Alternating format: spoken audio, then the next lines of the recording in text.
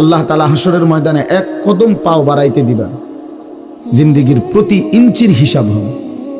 আন উমরিহি ফিমা আফনাহু, পুরা হায়াত বান্দা কোথায় ব্যয় করেছো বলো আমাকে, আমার দেওয়া হায়াত। ওয়া আন শাবাবিহি ফিমা আবলাহু, শুধু যৌবনটা কোথায় ব্যয় করেছো সেটা আমাকে আলাদা বলো। ওয়া আন মালিহি মিন আইনা ইকতাসাবাহু ওয়া ফিমা আনফাকাহু, প্রতিটি টাকার ব্যাপারে হিসাব দাও দুইটা। এক, টাকাটা কামাই করছো কেমনে, ব্যয় করেছো কোথায়। ওয়া মাদা আমিলা ফিমা আলিমা, যা যা শিখেছিলা, জেনেছিলে, শুনেছিলে, তা কি পরিমাণ আমল করেছো সেটা বল, সেটা বল। এই জন্য এই বিষয়গুলো জরুরি। বাপ রাসূলুল্লাহ সাল্লাল্লাহু আলাইহি সাল্লাম বলেন, এগুলো উত্তর না দিয়ে কোনো মানব সন্তান হাসরের ময়দানে এক কদম সামনে যাইতে পারবে না, এক কদম সামনে যাইতে। কোরআনুল কারীমের মধ্যে আছে, আল্লাহ তাআলা বলেন, ফাওয়ারাব্বিকা লানাসআলান্নাহুম আজমাইন আম্মা কানু ইয়ামালুন। আল্লাহ তাআলা বলেন, আমার কসম, মানে আল্লাহর কসম, আল্লাহ নিজের কসম করে বললেন, আমি অবশ্যই তোমাদেরকে জিজ্ঞেস করব, অবশ্যই অবশ্যই সকলকে, আজমাইন, সকলকেই আমি আল্লাহ জিজ্ঞেস করব। আম্মা কানু ইয়ামালুন, দুনিয়ার হায়াতে যা তোমরা করেছিলে। এই জন্য আল্লাহ তাআলার আড়াল হওয়ার কোনো সুযোগ নেই, হিসাবের বাইরে আমরা কেউ না। আল্লাহ তাআলা বলেন, সুম্মা লাতুসআলুন্না ইয়াওমা ইদিন আনিন নাঈম। আল্লাহ তাআলা বলেন, ওই বাবা,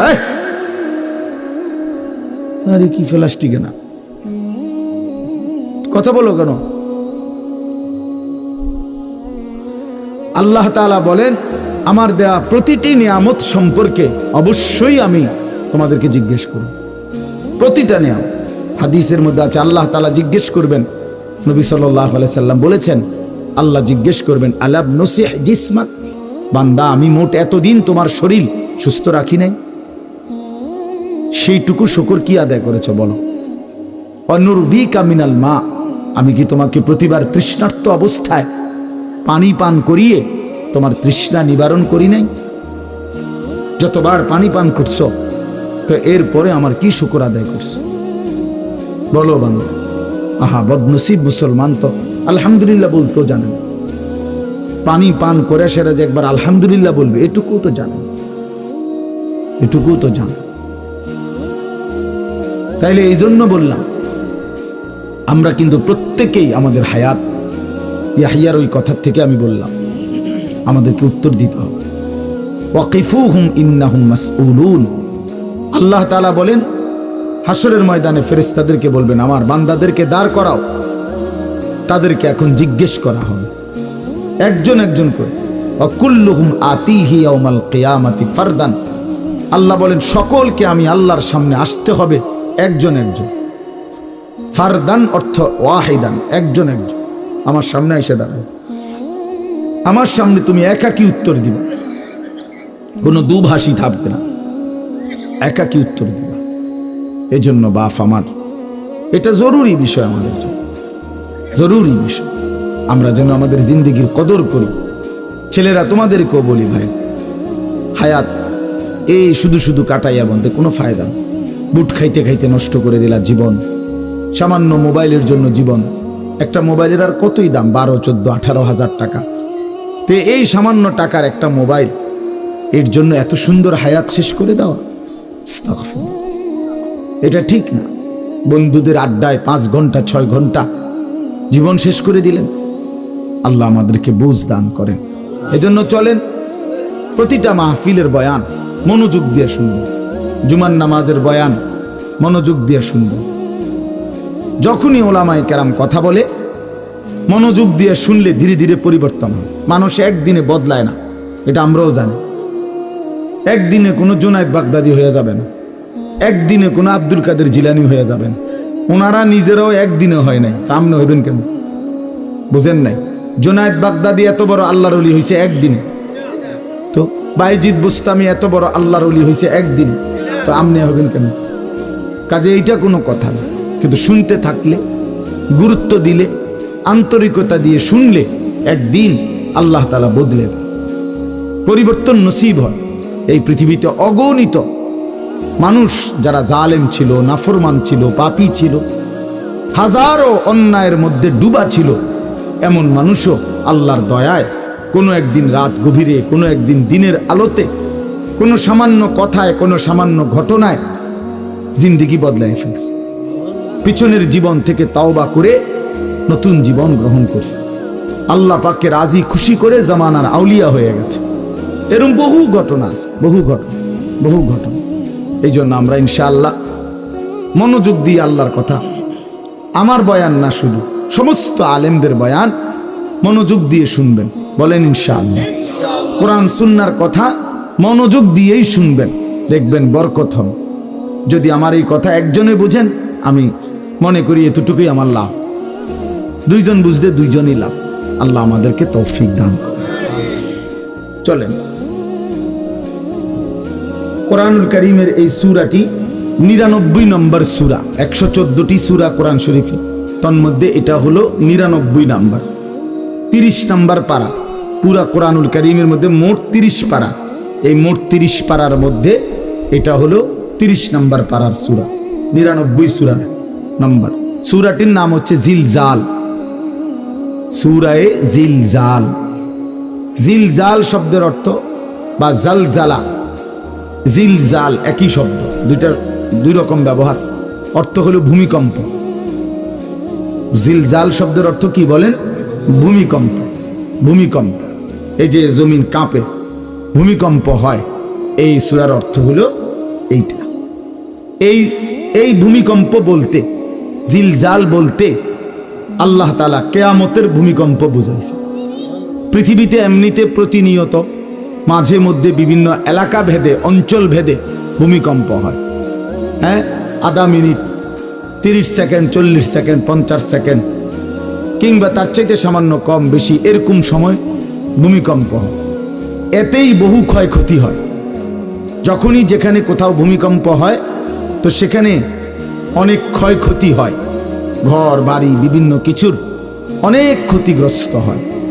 কিন্তু আল্লাহ তাআলা বলেন একটি চূড়ান্ত ভূমিকম্প আছে, যেই ভূমিকম্পটা যখন হবে তখন একসাথে আল্লাহর সৃষ্টি পুরাটা জমিন একসাথে ভূমিকম্প হবে, এবং সেটা কতক্ষণ থাকবে সেটা আল্লাহই জানে, সেটা আল্লাহই জানে। এরকম ভূমিকম্প হবে। আর সেই ভূমিকম্পটা হলো কিয়ামতের ভূমিকম্প। অর্থাৎ এই পৃথিবী ধ্বংস করার জন্য আল্লাহ তাআলা তার গোটা সৃষ্টি জগৎকে মৌত দিবেন। মৃত্যু দুই রকমের, একটা হলো ব্যক্তিগত পৃথক একক মৃত্যু, আর একটা হলো গোটা আলমের মৃত্যু। সবার যখন পৃথক মৃত্যু হয় তো এটারে বলে মৌত। আর গোটা পৃথিবীর যখন আল্লাহর সৃষ্টি সবটার যখন একসাথে মৃত্যু হবে সেটারে কয় কিয়ামত। সেটাই কিয়ামত, ওইটাও একটা মৃত্যু। আসমানের মৌত হবে, জমিনের মৌত হবে, সূর্য চন্দ্র গ্রহ নক্ষত্রের মৃত্যু হবে, অর্থাৎ সব কিছু শেষ হবে। তো এই যে কিয়ামত, এটা আমাদের ঈমানের অংশ। এটা হবেই হবে, এটা হবেই হবে। আখিরাত, কিয়ামত, এই পৃথিবী একদিন ধ্বংস হবে, শেষ হবে। এটা কোরআনুল কারীমের অসংখ্য আয়াতে আল্লাহ তাআলা বলছেন, বারবার বলছেন, বারবার, যে বান্দা যত সুন্দরী তোমার কাছে লাগে দুনিয়া, যত আকর্ষণীয় মনে হয় না কেন দুনিয়া, একে তো তুমিও থাকবে না, একে তো দুনিয়া নিজেই থাকবে। দুটোটা মনে রাখবে, না তুমি থাকবে স্থায়ী, না দুনিয়া থাকবে স্থায়ী, কোনোটাই না। তুমিও মৃত্যুবরণ করবা, একদিন দুনিয়ারও মৃত্যু হয়ে যাবে, দুনিয়ারও মৃত্যু হয়ে যাবে। প্রতিটা মানুষকে মরতে হবে, এটা আমরা সবাই জানি। কুল্লু নাফসিন যায়িকাতুল মাউত। সমস্ত আত্মা, সমস্ত প্রাণ, আল্লাহ তাআলা বলেন মৃত্যুর স্বাদ গ্রহণ করুন, মৃত্যুর স্বাদ গ্রহণ। কুল ইন্নাল মাউতাল্লাযী তাফিরুনা মিনহু ফাইন্নাহু মুলাকীকুম। আল্লাহ তাআলা বলেন, হে নবী আপনি বলে দেন, ও দুনিয়াবাসী, মৃত্যু থেকে তোমরা যেখানেই পলায়ন করো না কেন, মৃত্যু তোমাদের সাথে সেখানে গিয়েই নিজেই মোলাকাত করবে, সাক্ষাৎ করবে। তুমি ডাকতে হবে না, মৃত্যু নিজেই আসবে, মৃত্যু নিজেই আসবে। আইনামা তাকুনু ইউদরিকুমুল মাউতু ওয়ালাউ কুনতুম ফি বুরুজিম মুশাইয়াদা। আল্লাহ বলে, তুমি যদি এমন একটা বিল্ডিং বানাও, ঘর বানাও, যে ঘরটা অনেক উঁচা, যে ঘরটার উপর দিয়া কেউ ভিতরে ঢুকতে পারবে না, যে ঘরটার মধ্যে একটা ছিদ্র নাই, একদম আটকানো, তো এরকম একটা ছিদ্রবিহীন সুউচ্চ ঘরও যদি তুমি বানিয়ে তার ভেতরেও তুমি আশ্রয় নাও, তো ইউদরিকুমুল মাউতু, মৃত্যু তোমার সেখানেই পৌঁছবে, তোমার সেখানেই পৌঁছবে। প্রিয় ভাই আমার, বন্ধু আমার, নওজওয়ান সাথীরা আমার, মৃত্যু এক অনিবার্য বাস্তবতা, চিরন্তন বাস্তবতা। এটা গ্রহণ করতেই হবে। হাসলেও মরতে হবে, কাঁদলেও মরতে হবে, সুখেও মরতে হবে, দুঃখেও মরতে হবে। রাজপ্রাসাদ আর অট্টালিকার মানুষটাও মরে যাবে, জীর্ণ কুটিরে যে লোক থাকে, হ্যাঁ, সেই লোকটাকেও মরতে হবে। জীবনে কোনোদিন দুঃখ দেখে নাই যে সেও মরে যাবে, জীবনে কোনোদিন সুখ দেখে নাই যে সেও মরে যাবে, সব মরে যাবে। এটাই সত্য, এটাই বাস্তবতা। অতএব মৃত্যু এক অনিবার্য বাস্তবতা, এটা গ্রহণ করতেই হবে। এটা যদি আমরা মনে রাখি, আমাদের জীবন অনেক সুন্দর হইত, অনেক সুন্দর হইত। রাসূলুল্লাহ সাল্লাল্লাহু আলাইহি ওয়াসাল্লাম বলছেন, আকসিরু যিকরা হাদিমিল লাযযাত ইয়ানি আল মাউত। আল্লাহর নবী বলেন, আমার উম্মত, তোমরা বেশি বেশি ওই জিনিসটা স্মরণ করো যে জিনিস তোমাদের সমস্ত স্বাদ, আনন্দ, আহ্লাদ চিরতরে মিটাই দিবে, তোমারে চিরস্তব্ধ করে দিবে। জলজ্জান্ত মানুষটা আমাদের সামনে হাঁটতো, চলতো, উঠতো, বসতো, ঘুরতো, ফিরতো, হ্যাঁ, সেই মানুষটা মনে করেন আমার চোখের সামনে নাই, তার লাশ আমার সামনে, আহা সেই লোকটা স্তব্ধ। পৃথিবীর কত মানুষ কত আওয়াজ করতেছে, কত শোরগোল করতেছে, কিন্তু এই লোকটা হাতও নাড়ে না, পাও নাড়ে না, চোখও মেলে না, আর কিছুই করে না। এ কি আশ্চর্য বিষয়! চোখের সামনের এই মানুষটা নাই, কি হলো তার? কে তারে থামাই দিল? কে তারে স্তব্ধ করে দিল? এ তো আমার মতো ঘুরতো, ফিরতো, হাঁটতো। আহ, আমার আব্বারে আমি কত দেখছি, একদিন আমার আব্বা চলে গেল। আমার দাদারে আমি কত দেখছি, আমার দাদা একদিন চলে গেল। আমার জ্যাঠারে আমি দেখে আসছি, দোয়া করে আসছি, ফু দিয়ে আসছি। এক সপ্তাহ পরে জ্যাঠা ইন্তেকাল করলেন, আবার এক সপ্তাহ পরে আমি গিয়া জ্যাঠার জানাজা পড়াইছি। এই তো বাস্তবতা। যুবক ভাই, তুমিও মনে রাখো, বয়স্ক বাবা আপনিও মনে রাখেন। হাসান বসরি রহমতুল্লাহ আলাই একজন বড় বুজুর্গ ছিলেন। উনি বলতেন, তিনি যখন কোনো যুবককে দেখতেন আর বয়স্ক দেখতেন, তো তিনি যুবকদেরকে বলতেন, ইয়া মা'শারাশ শাবাব ইন্না যারআ কাদ তুদরিকুহুল আহাতু ক্বাবলা আন ইয়াবলুগা। তিনি উপদেশ দিতেন, হে যুবকগণ শোনো, সব ফুল, সব ফল, সব গাছ চারা পরিপক্ক পাকা পর্যন্ত পৌঁছায় না, তার আগেই অগণিত ফুল, অগণিত ফল, অগণিত চারা গাছ ঝরে যায়, ঝরে যায়। এটা উনি মনে করাইতেন মৃত্যুর কথা। উনি এটা বুঝাইতেন, যুবক তুমি দেখো, একটা আম গাছের মধ্যে যতগুলো মুকুল ধরছে ফুল, সবগুলো আম হয় না। যতগুলো আম ধরছিল ছোট ছোট, সবগুলো বড় পাকা পর্যন্ত যায় না, তার আগেই ঝরে যায়। ঝরেই যায় বেশি, থাইকা যায় অল্প। তার মানে যুবক, কিশোর, তরুণ এই বয়সেই মৃত্যু হয় বেশি, বৃদ্ধ পর্যন্ত পৌঁছে কম। পুরা বাড়িতে অনেক সময় এমন হয় একজনও বয়স্ক লোক নাই, একজনও নাই।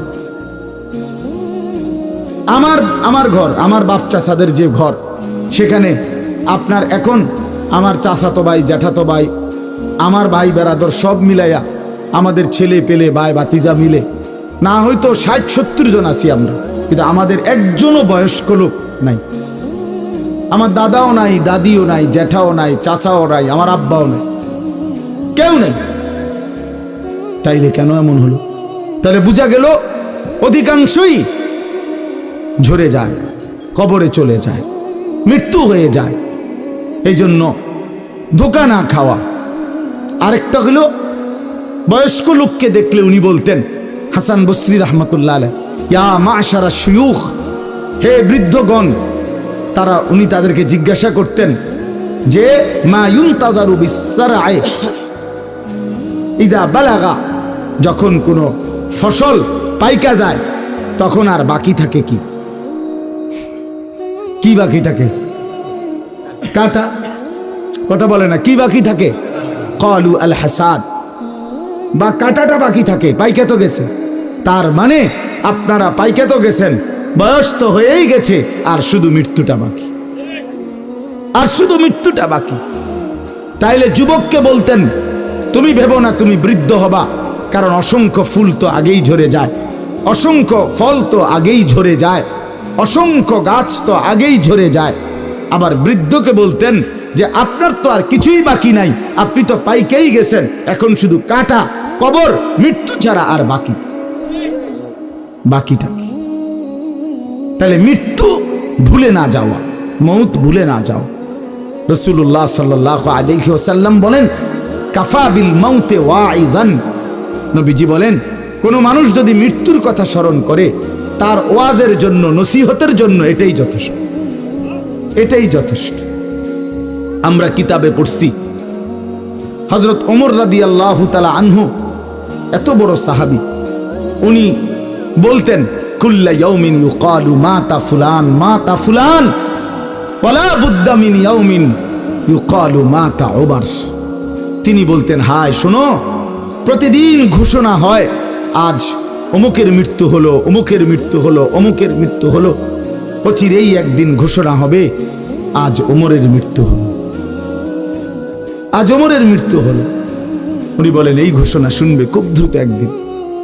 এই জন্য বাপ, এই আমাদের ব্যক্তিগতভাবে প্রতিনিয়ত মৃত্যু হচ্ছে, ঠিক এভাবে আমরা তো মরছি, একদিন এই গোটা আলমের মৃত্যু হবে, একদিন এই গোটা সৃষ্টিটাই আল্লাহ তাআলা গুটায় ফেলবে। আচ্ছা, কি আশ্চর্য কথা, এটা কি অবাক করা। এক মিনিট যদি কেউ বিবেক দিয়া ভাবে, যারে বলে কি হুজুর, বলেন কি, এত বড় আসমান ভেঙে যাবে, এই সূর্য খসে পড়বে, চাঁদ খসে পড়বে। আল্লাহ তাআলা বলছে ইযা সামাউন ফাতারাত, আসমান ভেঙে যাবে, ওয়া ইদাল কাওয়াকিবুন তাসারাত, তারকারাজি খসে খসে পড়বে, ইযা শামসু কুব্বিরাত ওয়া ইদাল কাওয়াকিবুন তাসারাত। আল্লাহ তাআলা বলছেন সূর্যটা গুটায় ফেলা হবে, পাহাড়গুলো বালির মতো, তুলার মতো উঠতে থাকবে। ইদা রাজ্জাতিল আরদু রাজ্জা, এই জমিনের মাটিগুলো রেজা রেজা। এটা কেমন আশ্চর্য বিষয়, এই গোটা আলমের মৃত্যু হবে। আল্লাহ তাআলা কোরআনুল কারীমে বিশ্বাস করেন, অসংখ্যবার এই কথা এটা বলছে, এটা হবেই হবে। ইদা ওয়াকাতিল ওয়াকিআ, আল্লাহ বলেন এই ঘটনাটা ঘটবে। লাইসা লি ওয়াকাতিহা কাযিবা, এই ঘটনা মিথ্যা মনে করার মতো কেহ নাই। যেদিন ঘটে যাবে তখন আর কারো কোনো মিথ্যাবাদী আর থাকবে না, অর্থাৎ কেউ আর অস্বীকার করার সুযোগ হবে না। চোখের সামনে দিন, চোখের সামনে দিন। কোরআন শরীফে একটা সূরা আছে, সূরা হজ। ওই যে আমরা হজ করি না, এই হজ সূরাটার নাম। এই সূরার শুরুতে আল্লাহ তাআলা এই পৃথিবী ধ্বংসের, কিয়ামতের একটা সাংঘাতিক বর্ণনা দিয়েছেন। ওইখানে আছে আল্লাহ বলেন ইয়া আইয়ুহান নাসু তাকু রাব্বাকুম, হে মানুষ তোমরা আল্লাহকে ভয় করো। আর শুনো ইন্না জালজালাতাস সাআতি শাইউন আযীম, নিশ্চয়ই কিয়ামতের ভূমিকম্প, জালজালা, এই যে বললাম জিলজাল এবং জালজালা অর্থ ভূমিকম্প। আল্লাহ বলেন কিয়ামতের ভূমিকম্প, ইসরাফিল যখন ফু দিবে, আমার এই পৃথিবী যখন ভাঙতে শুরু করবে, এই সৃষ্টি জগৎ পুরাটা যখন আমি আল্লাহ গুটায় ফেলবো, ওয়াস সামাওয়াতু মাতবিয়াতুম বিয়ামিনি, আল্লাহ বলেন 7 আসমান আমি আল্লাহ তাআলার হাতের মধ্যে গুটায় ফেলবো, গুটায় ফেলবো। তুমি জানো না আমার ক্ষমতা। কুল্লু মান আলাইহা ফান ওয়া ইয়াবকা ওয়াজহু রাব্বিক, সব শেষ করে দেব আমি, শুধু আমি আল্লাহই থাকবো, শুধু আমি আল্লাহই থাকবো। তো আল্লাহ তাআলা বলেন এই ইসরাফিল ফু দিলেই, শুরু করলেই জমিনে ভূমিকম্প শুরু হবে। ইন্না জালজালাতাস সাআতি শাইউন আযীম, আল্লাহ বলেন নিশ্চয়ই এই কিয়ামতের ভূমিকম্প এটা শাইউন আযীম, বড়ই ভয়ানক, বড়ই মারাত্মক।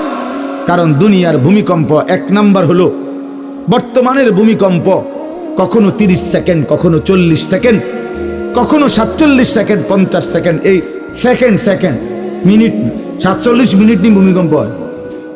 কথা কর না কেন? 30 মিনিট ভূমিকম্প হয়। হ্যাঁ, 30 মিনিট ভূমিকম্প হইলে আমাদের 14 গোষ্ঠী থাকবে নি কেউ?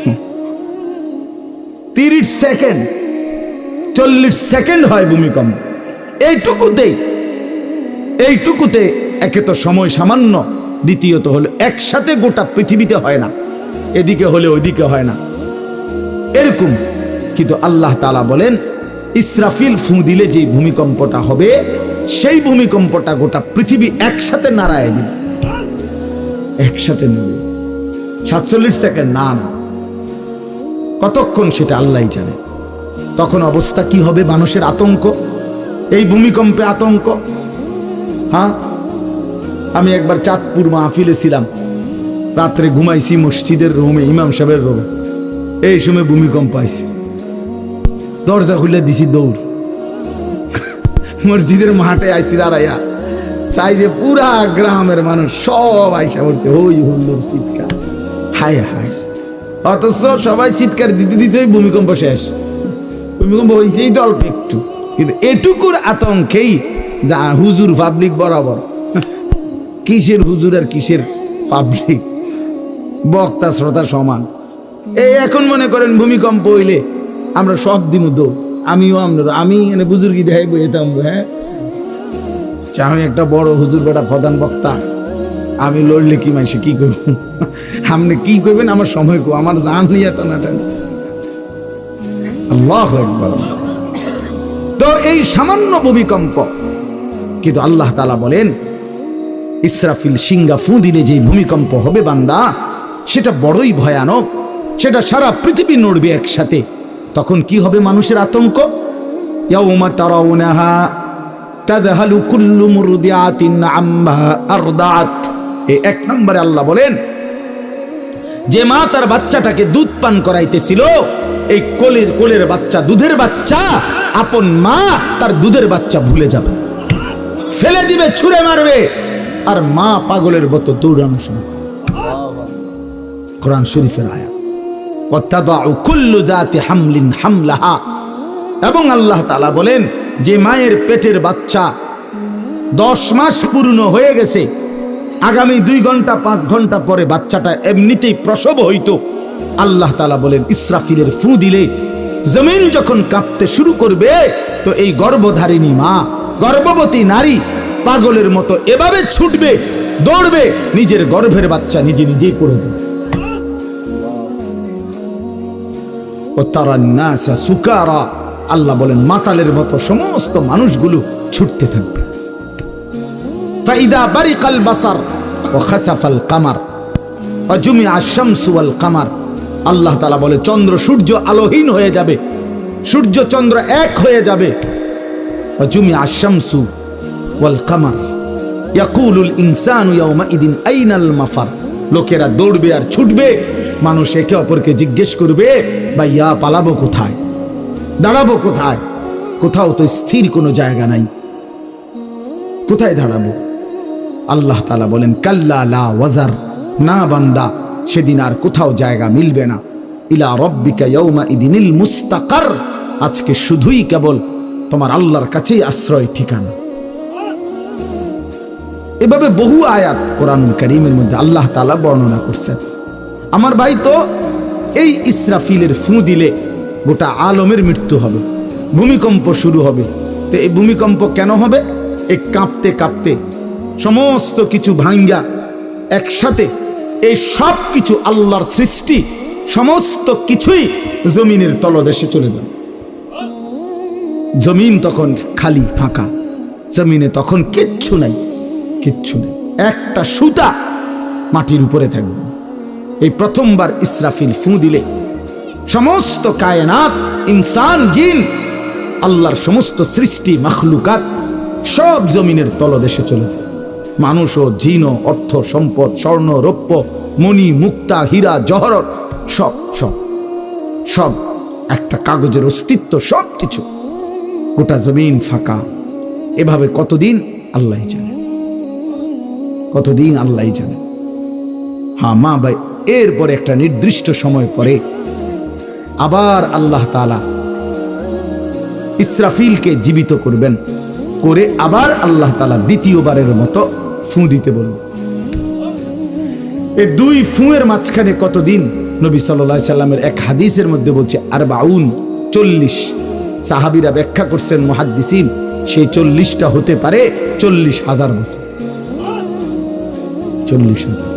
এই জন্য বাপ একটা কথা হলো, সর্বশেষ যেই লোকটা কবরে যাবে, শেষ যেই ব্যক্তি মরবে পৃথিবীতে, হতে পারে তাকেও শুধু কবরেই থাকতে হবে 40,000 বছর। 40,000 বছর। এরপরে তো আখিরাত। এই 40,000 বছর যদি কবরে আযাব হয়, 40,000 বছর যদি কবরে আযাব হয় ভাই, তখন কি হবে? এবার ভেবে দেখেন, এখন যারা কবরে যাচ্ছে, হ্যাঁ, নূহ আলাইহিস সালামের জামানায় যারা মারা গেছে, ইব্রাহিম আলাইহিস সালামের জামানায় যারা মারা গেছে, নবীজি সাল্লাল্লাহু আলাইহি সাল্লাম তো 1,500 বছর আগে ইন্তেকাল করছেন, 1450 বছর আগে। তো ওই সময়ে যারা মারা গেছে তারা কবরে পড়ে আছে আজকে 1,500 বছর, 1,500 বছর, 1500 বছর। তাহলে নূহ আলাইহিস সালামের জাতি কত বছর থেকে পড়ে আছে? কোথায় নূহ নবী, কোথায় আমাদের নবী? কত ব্যবধান! এই জন্য বাপ, শুধুমাত্র কবরের বিষয়টাই তো সাংঘাতিক, আখিরাত তো পরে। শেষ ব্যক্তিটাও যদি কবরে থাকতে হয় 40,000 বছর, তো এখনকার মানুষগুলো আছে কত কাল ধরে। এই যার কবরে আযাব হচ্ছে, আহা বাপ, সে কি পরিমাণ কষ্ট পাচ্ছে ভাইবা দেখেন। কবরবাসীদের রুহের মাগফিরাত। আরে ভাইয়া, একবার চোখ বন্ধ করে 1 সেকেন্ড ভাবেন, আজ আমরা যাদের রুহের মাগফিরাত কামনা করলাম, এই 20 বছরের ব্যবধানে, 30 বছরের ব্যবধানে, 10 বছরের ব্যবধানে, 50 বছরের ব্যবধানে, আবার এর পরের লোকেরা আমাদের রুহের মাগফিরাত কামনা করে।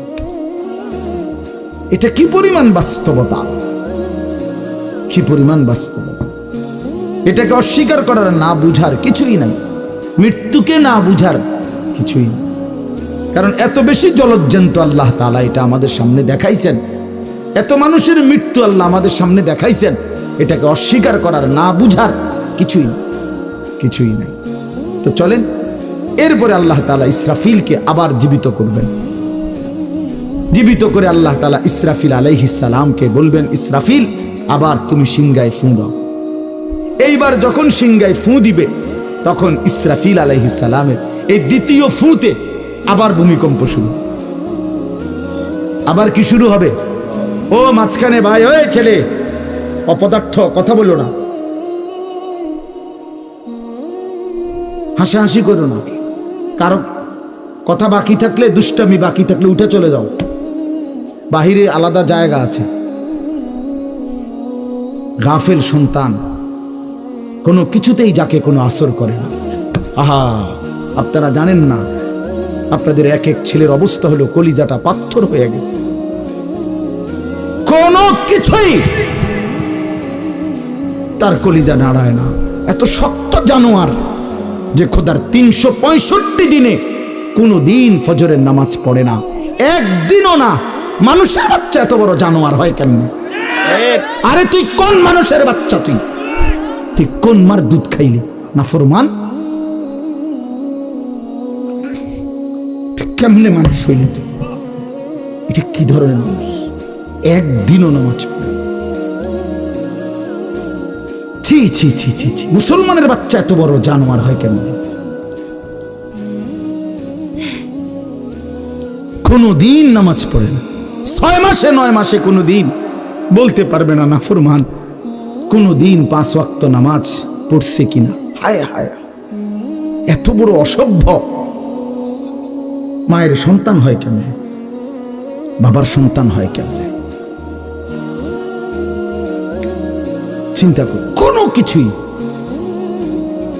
ছেলে পেলেদের হালাত হলে এই পরিমাণ লাগাম ছাড়া কিসের মা, কিসের বাবা, কে তার মা, কে তার বাপ, কে কি তার ধর্ম, তার আল্লাহ কে, তার রসুল কে, তারে বানাইছে কে, আসছে কোত্থেকে, কেন আসছে, কি করতেছে, কি করছে, কিচ্ছুর খবর নেই, কিচ্ছুর খবর। আসে, হাঁটে, বুট খায়, বন খায়, মোবাইল টিপে, খাড়াইয়া মতে, বইয়া মতে, বন্ধু বান্ধবদের সাথে আড্ডা দেয়, মেয়ের পিছনে ঘোরে, অসভ্য অশ্লীল কথাবার্তা বলে। এটা কি একটা জিন্দিগি হলো? ভেবে দেখেন। ওফ, কোন সুস্থ স্বাভাবিক মানুষ এমন হয়? বলো ভাইয়া, বলো। রাগ করো না বাপ, কে তোমা করে মনে করাই দিবে? কেউ মনে করায় না। হা, বাবা মারও ফিকির শেষ, শুধু টাকা রোজগারের ফিকির। দেশে থাইকা পারো, নইলে বিদেশ গিয়া পারো, কোনো না কোনো ভাবে পয়সা রোজগার করো। টাকা রোজগার করলে মা বাপ খুশি, টাকা রোজগার না করলে না অখুশি, খালাস। এরপরে ইমান আছে কিনা, ইসলাম আছে কিনা, নামাজ আছে কিনা, কোরআন আছে কিনা, আল্লাহ চিনে কিনা, হালাল হারাম কিনা, জায়েজ না জায়েজ না, এত কিছু আমার দরকার। ফুতেরে জিগায়ও না যে ফুত কামাই যে করতেছ, কি হালাল কামাই করো না হারাম, না এত কিছুর দরকার কি? টাকা দিতেছে, খাইতেছে, ঘুমাইতেছে, বিল্ডিং করতে আসে, জমি কিনতে আসে, আপেল মালটা খাইতেছে। এক ছেলে আমারে নিজে বলছে, আমি সবার ব্যাপারে বলি না, এক ছেলে আমারে নিজে বলছে, হুজুর আমি একটা দেশের নাম বলছে, যেই দেশে আমার কর্মটা ছিল, চলে আসছে ওই দেশ থেকে। আমার বলছে, হুজুর আমার কর্মটা হলো এই, মদের বার, মদের হোটেলে নারী পুরুষ উলঙ্গ জিনাবে বিচার করে, আমার দায়িত্ব শুধু পাশে দাঁড়িয়ে মদের বোতল নিয়ে দাঁড়ায় থাকা, যতবার তারা চায় অতবার তাদেরকে মদ গ্লাসে ঢেলে দেওয়া, তাদের হাতে তুলে দেওয়া। এর বিনিময়ে আমার মাসে বেতন 2 লাখ টাকা। মুসলমান, মুসলমান, মুসলমানের সন্তান, বাংলাদেশের সন্তান। তো এই টাকা যখন বাবা খাচ্ছেন, বিল্ডিং করতেছে, কোনো টেনশন নাই। আমি আবারও বলছি, আমি সবার জন্য বলি না, ওই বলছে দেখে অট্টা কইছি, কথা বুঝছেন না? আমি তো নাম ঠিকানা বলি নাই। এই জন্য আমার বাপ, ডাক দিয়েন না, ডাক দিয়েন না, একজনও ডাক দিয়েন না, অসভ্যরে ডাক দিয়েন না। হ্যাঁ হ্যাঁ, ডাক দিবেন কেন? হাইওয়ানকে ডাক দিবেন কেন? শুনেন, আপনারাই শুনেন, এত মানুষ শুনতে হবে না, কোনো অসুবিধা নাই, কোনো অসুবিধা নাই। আমি তো এটাই বুঝাইতে চাইতেছি, প্রত্যেকটা মানুষ আজকে মুসলমান, আমরা ঘর দেখায়, ফার্নিচার দেখায়, বিল্ডিং দেখায়, হুজুর দোয়া করেন, ঘরটা করছি, হুজুর দোয়া করে, কিতা দোয়া করতে হবে না, কিতা দোয়া করতে, বিল্ডিং এর দোয়া কিতা, আবার ইট বালুর লেগে দোয়া করে লাভ কি বেড়া? হুজুর মোটরসাইকেল কিনছি, হুজুর দোয়া করে দেন, কিতা দোয়া করতো, কি মোটরসাইকেলের দোয়া কিতা? আবার আজীব লাগে না? বাস্তব এগুলো ছাদ ডালাই দিই, আজকে হুজুর কত দোয়া করে দেন, ছাদ ডালাই দোয়া।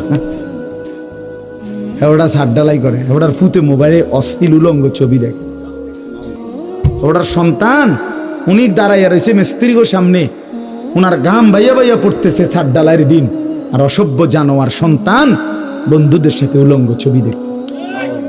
ওই জানোয়ারের জন্য উনি ছাদ ডালাই দিতেছে, ওই হাইওয়ানের জন্য উনি ঘর করে দিয়ে দিতেছে, উনি কবরে জায়গা ঘর করে দিয়ে গেছে, এর জন্য ঘর করলেন? ছি ছি ছি ছি ছি। আমার দেওয়া ঘরে আমার কষ্টের কমাইয়ে এখানে বসে বসে রঙিন ছবি দেখবে, উলঙ্গ দৃশ্য দেখবে ঘরে শুয়া শুয়া সারা রাত। এর জন্যই আমার জীবনের এই অর্জন,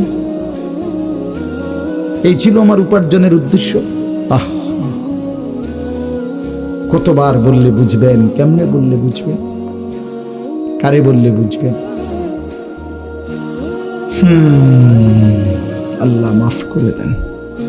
চলেন বাপ। তো বলতেছিলাম আল্লাহ তাআলা ইসরাফিল আলাইহিস সালামকে বলবেন আবার ফু দাও। তো তিনি দ্বিতীয়বারের মতো ফু দিলে জমিন আবার ভূমিকম্প শুরু হবে। এই ভূমিকম্পে জমিন কাঁপতে কাঁপতে এইবার জমিনের তলদেশে ওই প্রথমবার ফু দেওয়াতে ভূমিকম্প কাঁপতে কাঁপতে সব উপরে যা ছিল সব নিচে চলে গেছে। মনে আসেনি এটা কইছি? তাহলে উপরটা কি? ফাঁকা। এইবার নিচে যা ছিল সব উপরে চলে আসবে। এই আসলেই এটা হাসরের মাঠ। সমস্ত নিচের জিনিস যা কিছু, একেবারে মানুষ, গরু, ছাগল, হাঁস, মুরগা, জিন, ইনসান, গদ, দুয়ার, বাজার, ব্যবসা, দোকান, টাকা, হীরা, জহরত, মণি, মুক্তা, টাকা পয়সা, অর্থবিত্ত, সব সোজা কথা জমিনের তলদেশের সব কিছু জমিনের উপরে উঠে আসবে। এই উঠে আসলেই এইটা হাসরের মাঠ। এইটা, এই হাসরের মাঠ কোনটা জানেন? এই যেখানে বসে আছেন এখন, এটাই হাসরের মাঠ। এই জমিনের উপরেই হাসরের মাঠ। বাকি শুধু আল্লাহ কোরআন বলছে ওয়া ইদাল আরদু মুদ্দাত, আমি আল্লাহ জমিনটাকে টেনে আরো লম্বা করে দেব, আরো বড় করে দেবো আর কি, প্রশস্ত করে দেবো। কারণ ওই যে পিসের মানুষ খারাপ লাগবে না? মানুষ তো দাঁড়াইব সেই আদম আলাইহিস সালাম থেকে নিয়া। মানুষ বেশি না? মানুষ, গরু, ছাগল, হাঁস, মুরগা, জিন, ভূত সব খারাপ না? সব দাঁড়াবে তো। এই জন্য আল্লাহ তাআলা বলেন জমিন আমি প্রশস্ত টেনে দিব, লম্বা করে দিব, এতটুকু। বাকি এটাই হাসরের মাঠ, এটাই হাসরের মাঠ। এই কথাটাই এখানে আল্লাহ তাআলা উল্লেখ করছেন। ইদা জুলজিলাতিল আরদু জিলজালাহা, যখন দ্বিতীয়বারের মতো ইসরাফিলের ফু দিলে জমিনের ভূমিকম্প শুরু হবে। ওয়া আখরাজাতিল আরদু আসকালাহা, আল্লাহ তাআলা বলেন তখন জমিন তার তলদেশে যা ছিল সমস্ত জমিনের তলদেশে, এগুলো এতদিন জমিনের বোঝা ছিল, বোঝা মানে মাটির নিচে, এগুলো সে মনে যেন ফুজা কান্দে লইছে। এবার ওয়া আখরাজাতিল আরদু আসকালাহা, জমিন তার বোঝা মানে জমিনের তলদেশে যা ছিল সে এবার তা জমিনের উপরে উঠায় দিবে, উপরে উঠায় দিবে। এরপরে আশ্চর্য কথা শুনেন, এরপরের কথাটার জন্য রাসূলুল্লাহ সাল্লাল্লাহু আলাইহি সাল্লাম হাদিসে বলছেন, এই ভাই শুনেন, ছেলেরা তোমরাও শোনো। নবী সাল্লাল্লাহু আলাইহি সাল্লাম বলেন এই জমিনের তলদেশ থেকে যখন সবকিছু উপরে উঠে আসবে তখন অর্থ সম্পদ, হীরা জহরত, মণি মুক্তা, স্বর্ণ রৌপ্য এগুলো স্তূপ আকারে উঠে আসবে জমিনের উপরে, মানে হাসরের মাঠে। তো নবীজি একেবারে স্পষ্ট হাদিস, নবীজি সাল্লাল্লাহু আলাইহি সাল্লাম বলেন তখন এই স্বর্ণ রৌপ্য, টাকা পয়সা, হীরা জহরত এগুলো, এই অর্থ সম্পদগুলো আল্লাহর কুদরতে কথা বলবে।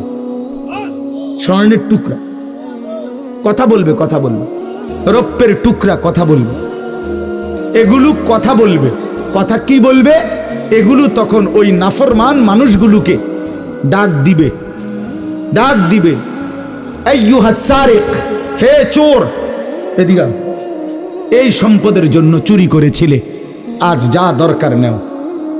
আইয়ুহাল কাতি, হে ডাকাত, এদিকে এদিকে আসো, এই সম্পদের জন্য ডাকাতি করছিল, আজ নেও। হে আত্মীয়তার, আইয়ুহাল কাত, আইয়ুহাল কাতি, আত্মীয়তার সম্পর্ক ছিন্নকারী ব্যক্তি আসো, এই জন্য ভাইয়ের সাথে যুদ্ধ করছো, বোনের সম্পদ নষ্ট করছো, চাচারে সম্পত্তি দাও নাই, এই জন্য, এই দুনিয়ার জন্য নেও, এখন নাও, এখন যা লাগে নাও। এইভাবে প্রত্যেক নাফরমান পাপীকে, হে হারামখোর, সুদ করে দিগা, এখানে টাকা যা লাগে নে, নে বাটপার, এখান থেকে টাকা নে, কি পরিমাণ টাকা দরকার ছিল নে। এইভাবে রাসূলুল্লাহ সাল্লাল্লাহু আলাইহি সাল্লাম বলেন দুনিয়ার এই সম্পদগুলো কথা বলবে আর ডাকবে। ডাকলে মানুষ, আচ্ছা এটা তখন কেরম লাগবো? কথা বোঝেন নাই? এটি যখন কথা বলবে, ডাকাডাকি করবে, মানুষ কি বলবে? লোকেরা তো সবাই দাঁড়াইছে, মানুষও তো দাঁড়াইছে, তারারই তো ডাকতেছে, তো তারা কি বলবে? ওয়াকালাল ইনসানু মা লাহা, আল্লাহ নিজেই বলতেছে, লোকেরা তখন মানুষগুলো বলবে মা লাহা, এটা কি হলো? আরে এটা কি কারবার? এগুলো কথা বলে কেমনে? এগুলো কি কয়? এরা আমারে চিনলো কেমনে? আমি যে সিটার, আমি বাটফারে চিন্তা লাগলো। ইন্নারিল্লাহ, একের পুরা ধরা অনবিচার আচার কিছুই শুরু হয়েছে না, এখনই বেজ্জুতি, বাকিটা তো অবস্থা খারাপ। মানে অর্থাৎ মানুষগুলো অবাক হয়ে বলবে, মা লাহা, কি হলো জমিনে, কি হলো এগুলোর, এরা এমন করছে কেন, এরা কথা বলছে কেন? আহ, আল্লাহ বলেন ইয়াউমাইদিন তুহাদ্দিসু আখবারাহা।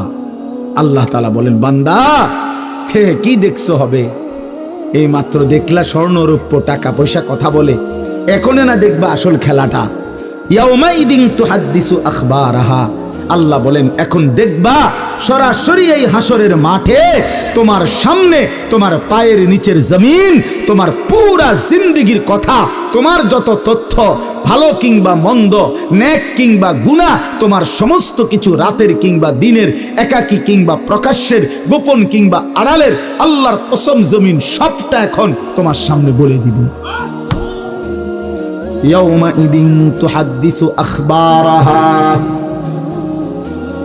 রব্বুল আলামিন বলেন জমিন সবটা কথা বলে দিবে, ভালোটাও মন্দটাও, আলোটাও অন্ধকারটাও, একাকীও অন্ধকারেও, প্রকাশ্যেও, সবার মাঝে সব বলে দিবে। রাতের চুরি বলে দিবে, রাতের তাহাজ্জুদটাও বলে দিবে, মদের আড্ডার কথাও বলে দিবে, জুয়ার আড্ডার কথাও বলে দিবে। সারা রাত যুবক উলঙ্গ ছবি দেখেছ, আল্লাহর কসম সেটাও বলবে। যে যুবক মালিকের সেজদা দিয়েছে সেটাও বলবে। তাহাজ্জুদ শোনাবে, আবার সবার সাথে যে জামাতে নামাজ পড়েছে এটাও বলবে, সব কিছু বলে দিবে। আল্লাহ বলেন যদি মানুষ ভাবতে চাও জমিন কিভাবে কথা বলে, স্বর্ণরৌপ্য কিভাবে কথা বলে, আল্লাহ বলেন বিআন্না রাব্বাকা আওহা লাহা, আল্লাহ তাআলা আদেশ করেছেন বলেই কথা বলে।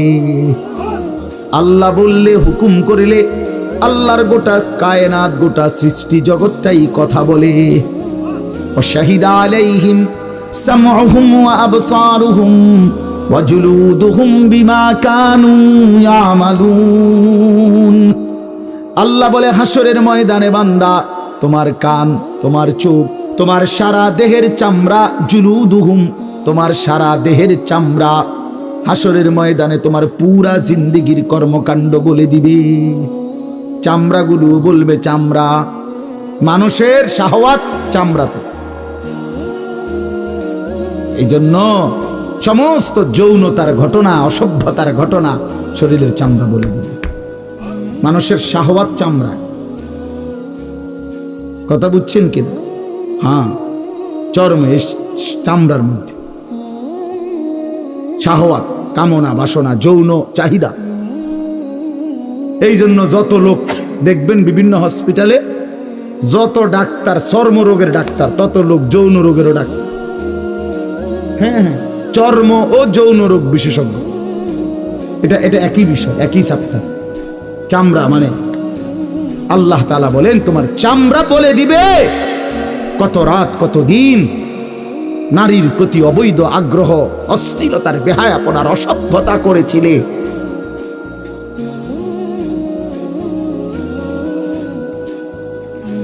হায় হায়,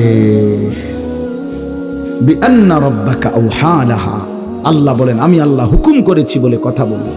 এই জন্য আল্লাহ হুকুম করিলে চামড়াও কথা বলে, কানেও কথা বলে। এখন কি কানে কথা বলে? কিন্তু সেদিন বলল চোখেও কথা বলল। এখন চোখ কথা বলে না, মানে সবকিছুর জবান খুলবে, সবকিছুর। আপনারা বলেন, আমরা তো মনে করি জিহ্বায় কথা বলে না, জিহ্বায় কথা বলে না, আল্লাহর হুকুম হইলে কথা বলে। নাহলে যে লোক বোবা, তারও তো জিহ্বা আছে না? তো সে কথা বলে না। যে লোক কানে শুনে না, তো তার কি আপনার এভাবে কান বলতে কিছু নাই? তো সে শুনে না কেন, কথা বলেন না কেন? আল্লাহর হুকুম। যার চোখ, যে চোখে দেখেন, এই যে জুয়েল ভাই, আমি মূলত তার মহব্বতেই মাহফিলটা দিছি। তো এই যে দেখে না, তো তার এভাবে তো চোখ আছে, সে দেখে না কেন? আল্লাহ তাআলার হুকুম নাই বলে দেখেন, ঠিক কিনা বলেন না কেন? মজার বিষয় হলো রাসূলুল্লাহ সাল্লাল্লাহু আলাইহি সাল্লাম হাদিসে স্পষ্ট বলেছেন, বিশ্বাস করেন, একেবারে বিশুদ্ধ হাদিস। আল্লাহ তাআলা তার দুইটা চোখ নিয়ে গেছে। নবীজি বলছেন, সে যদি সবর করে আল্লাহর হুকুমের উপরে চলতে পারে, রাসূলুল্লাহ সাল্লাল্লাহু আলাইহি সাল্লাম বলেন, আল্লাহ তাআলা তাকে এই দুইটা চোখ নিয়ে যাওয়ার কারণে, অন্ধ বানানোর কারণে সে যে সবর করলো, আল্লাহ রসুল বলছেন আল্লাহ তাআলা নিশ্চিত তাকে জান্নাত দান করবে। এই জন্য তুমি ভাই সবর করো। মালিকের এই দুনিয়া দেখতে পারলা না তো অপেক্ষা করো, একদিন জান্নাত দেখবা, জান্নাতের হুর দেখবা, তো আরো মজা হবে যে আমি প্রথমেই জান্নাতই দেখলাম, জান্নাতই দেখলাম। যা মালিক, দুনিয়া দেখলাম না তোমার, তুমি আমারে জান্নাত দেখাই। আল্লাহ তৌফিক দান।